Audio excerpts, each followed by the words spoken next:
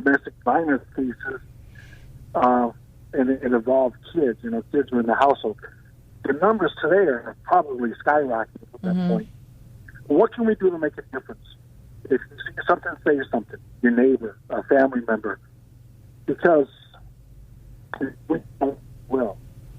Because, I forget who it was. I think it was Patrick who said, nowadays, neighborhoods, people on your street, they kind of mind their own business. They don't interact with each other like they once did. And I know that's true in this area. And some people just couldn't care less. But we should care. We should be concerned, right? I think some people don't want to be intrusive or prying or... Right. And I don't know. But what you're saying is that people should be showing concern. And you're speaking the words of a survivor, not a victim. And I appreciate that, too. It's just not every cycle has to repeat. Not all history has to repeat itself. And it's really up to the individual. And you've gotten help and from the book and worked on yourself and your trauma. And that's very important. Yes. Thank you. And I'm far from perfect. If you ever can find a perfect person, let me know. But they don't exist.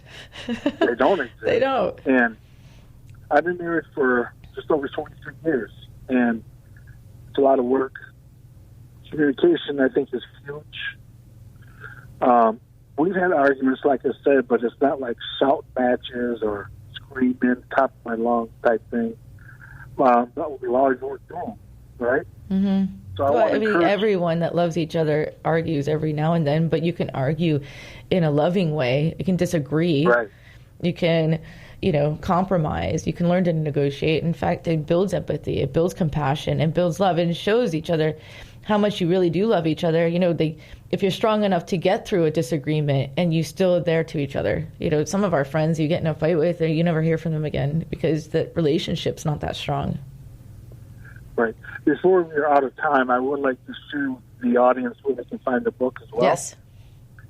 So, When the Dust Settles, Between a Rock and a Hard Place, can be found on Amazon, Barnes & Noble, and Dulon Press. I also have a Facebook page, Joe Potosi, Instagram as well, Joe Potosi, and Twitter. And I think that if you read this book, it will inspire you and encourage you. Mm-hmm. And one last thing, Tiffany, I wanted to mention this before, but it kind of got away from me. The Stockholm Syndrome. Mm-hmm. There's something called Stockholm Syndrome, like us kids. Like my younger brothers, makes sense. Where Stockholm Syndrome is basically showing compassion to your captor. Yeah. And I think we suffered with that. I really do. Maybe. I mean, it was our normal. My younger brothers didn't know anything other than being locked in the basement. You get let up for dinner, then you go back to the basement, get locked down there, and they leaves. You had no way of getting out. There was ever a fire. That was our normal.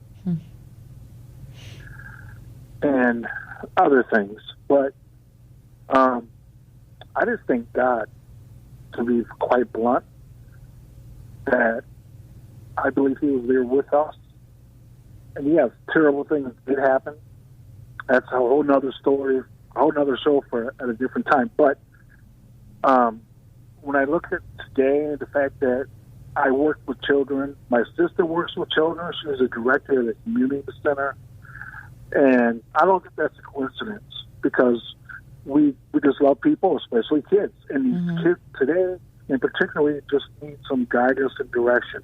As an ordained minister, I've been able to marry people, We didn't even mention that. You're an ordained minister. Yes. And I've officiated a lot of weddings, but I meet with a couple.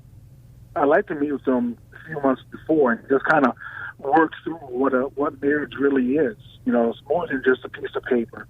Mm-hmm. And it's like if you go into a marriage with all this debt and you're not telling your it's a job. Other, right. Or you have this old boyfriend that you still have feelings for, and go into this marriage relationship, you're setting yourself up.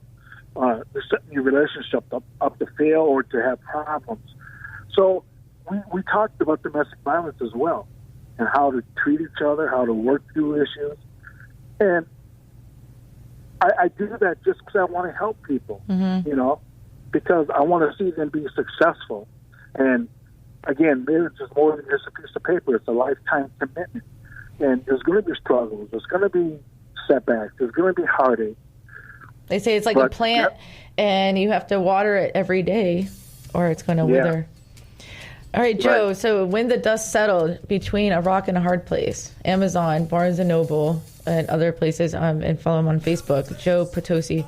Thank you so much for being on the show, and for the callers that called in, and we always appreciate feedback and everyone's opinion. And thank you so much for sharing, Joe. I know it's never easy.